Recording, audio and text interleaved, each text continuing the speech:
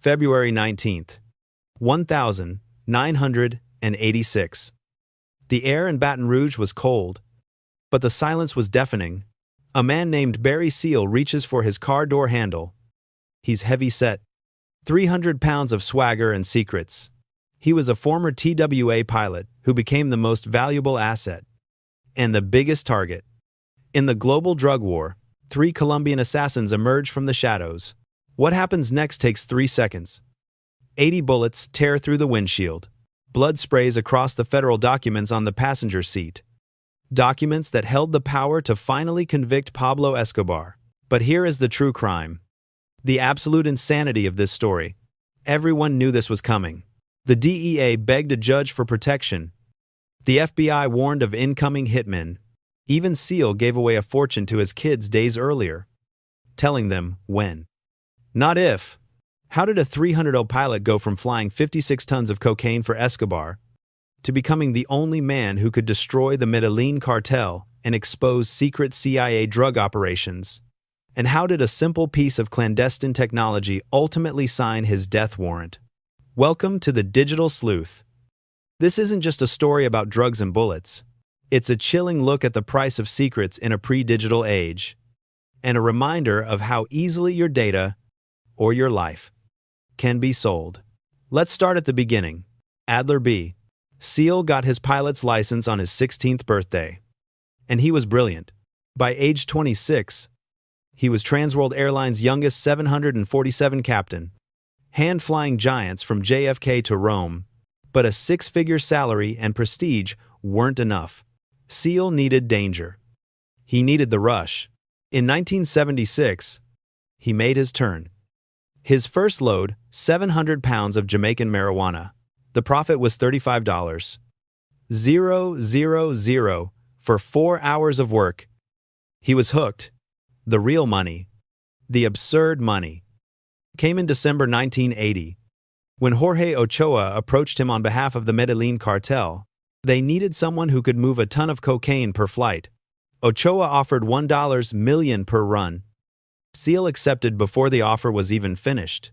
Seal's secret wasn't just guts. It was military-grade precision and technical savvy. He retrofitted his planes with massive fuel tanks for 7 hours of flight time. He memorized every radar installation from Venezuela to Texas. He had a specific technique. At 500 feet, altitude, and a low speed, his twin-engine Aerostar mimicked the signature of a helicopter on DEA screens. Controllers dismissed him as an oil platform shuttle. This manipulation of existing surveillance protocols was his early-day cyber defense. Using stealth to defeat detection. By 1982, he was earning $5 million per flight. He was irreplaceable to Escobar because he never lost a load. The cartel called him El Gordo, the fat one, because he made everyone rich. DEA estimates suggest Seal single-handedly caused cocaine prices to drop 30% nationwide between 1981 and 1983. One man, one brilliant criminal pilot, shifted an entire economy. The question wasn't if he'd get caught, but which agency would get him first. The DEA, the FBI, Customs, they all had files. But another agency had been watching. On March 5th, 1984, DEA agents finally surrounded Seal's massive C-123K cargo plane at Fort Lauderdale. Inside, 462 pounds of cocaine worth $34 million. Seal stepped out, grinning. His offer: you just caught the biggest fish in the Caribbean. What are you willing to pay for the whole ocean? Within 72 hours, Seal was in a Washington, D.C. office, signing a cooperation agreement. The terms: work undercover for the DEA, a suspended sentence, and his alias, Ellis Mackenzie, was still unknown to the cartel. They had a window. The CIA then entered the picture, pulling Seal into a high-stakes Cold War operation. This was directly linked to Vice President George Bush's drug task force. They needed proof that the communist Sandinista government in Nicaragua was trafficking cocaine. Proof that would justify funding the anti-communist Contra rebels. SEAL's mission expanded from a drug bust to Cold War intelligence gathering. This required a technical setup that would ultimately betray him. The DEA and CIA technicians installed 2 cameras, a hidden 35mm Nikon triggered by a button on his steering yoke, a simple, elegant piece of tech, and a video camera behind the cockpit bulkhead. They also installed $875,000 worth of encrypted radio equipment. This was the pinnacle of mid-80-second cyber espionage. On June 25, 1984, SEAL flew into Nicaragua's Las Brasilas military airfield. He faked a complaint about weight distribution, giving him an excuse to walk around the plane. Clicking the button on his yoke, he captured the shot's Pablo Escobar with a duffel bag of cocaine. Cartel Lieutenant Carlos later counting money. And crucially, Sandinista military personnel guarding the operation. He flew out with 500 kilos of cocaine and the intelligence coup of the decade. But in the world of espionage, intelligence is a commodity. And sometimes, a piece of evidence is worth more as a weapon than a secret. The photos landed on President Reagan's desk. Colonel Oliver North, the central figure of what would become the Iran-Contra scandal, immediately classified them as strategic assets. Reagan wanted to use them in a national speech to get funding for the Contras. The DEA pleaded, insisting exposure meant certain death for SEAL. The CIA backed North. Director William Casey reportedly dismissed the DEA's fears we can't let operational timidity handicap foreign policy. The geopolitical priority outweighed the informant's cybersecurity. In this case, his physical security and anonymity.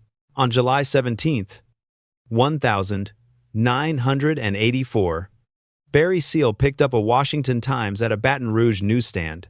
The headline screamed, Sandinistas deal in cocaine. U.S. fines. Below it was the photo Escobar at the airfield. Though Seal's name wasn't printed, the details of the operation were clear. A massive intelligence leak, whether intentional or not, had just placed a $1.5 million bounty on his head. This is the core of any cybercrime documentary. The betrayal.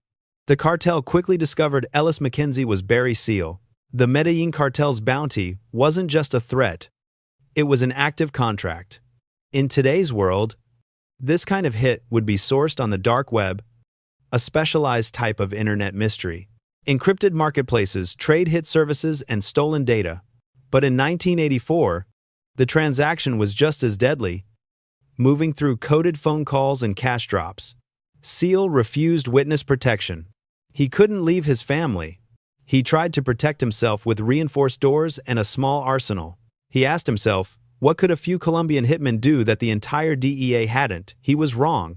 From 1984 to 1985, Seal testified before 3 federal grand juries, his evidence convicting 59 major traffickers. He was the most valuable and most vulnerable witness in America. The fatal decision came from a local judge, Frank Polizzola. Despite DEA pleas and FBI warnings, the judge refused to grant house arrest. His sentence for Seal 5 years probation and 6 months at the Salvation Army Community Treatment Center, a public halfway house with no security, a chain-link fence, and a publicly posted, non-negotiable schedule. It was an easily exploitable security flaw, a known zero-day vulnerability in his personal protection protocol. The assassins arrived in Baton Rouge, entering the U.S. via Mexico with false papers.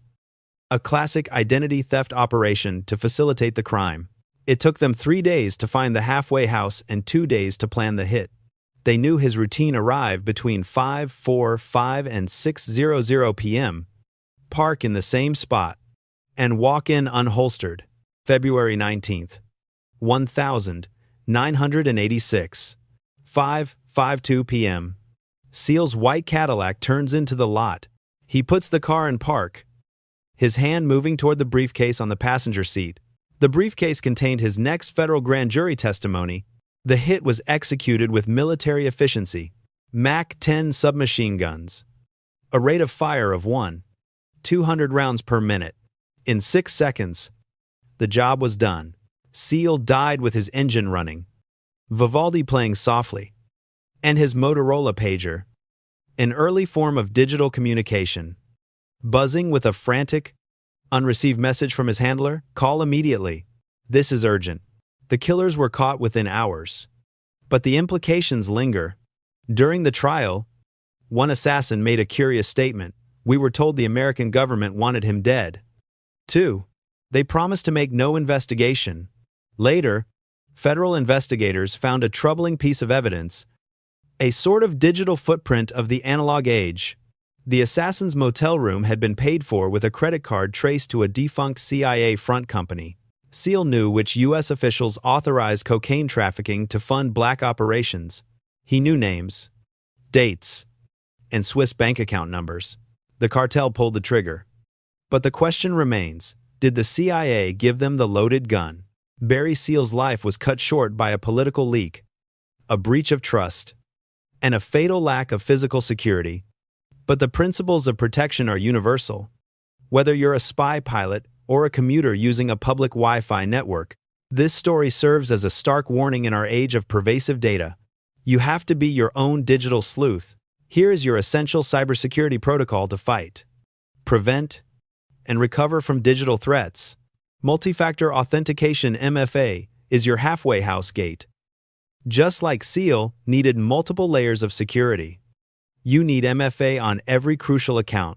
It stops credential stuffing attacks, where criminals use passwords stolen from massive data breaches, and MFA code is your reinforced door. Also, recognize phishing and social engineering. The assassins use simple scheduling information to find Seal. Criminals today use phishing, highly personalized emails based on information they've scraped from your social media. To gain access, never click a link or download an attachment you didn't expect. Legitimate companies won't ask for a password reset via email without a clear prompt from you. Consider the financial fraud mechanics of a scam. Financial fraud often starts with a low-tech lie. If you get a call saying your bank account is compromised, hang up. Call the bank back using the verified number on their official website. Scammers use emotional urgency to bypass your rational thought. Finally, keep your software patched. The Nicaraguan photos were taken with 1,980 seconds tech. But modern systems have software vulnerabilities. Patching your OS and apps is essential to prevent cybercriminals from exploiting known security holes. That is the digital equivalent of fixing that broken chain link fence. The cocaine kept flowing after Seal's death. The war on drugs claimed its star witness and accomplished nothing. But the intelligence Seal provided, the names, the connections, ultimately led to the downfall of Pablo Escobar 7 years later. Even in death, his data was valuable. Barry Seal was killed for what he knew. In the modern world, you can be ruined for what you share. Be mindful of your digital trail. Be vigilant with your security. If you want more deep dives into true crime, internet mysteries, and the tech that defines our world, smash that like button and subscribe to the channel. Until next time, always stay one step ahead of the threat. I'm the Digital Sleuth, and I'll catch you in the next upload.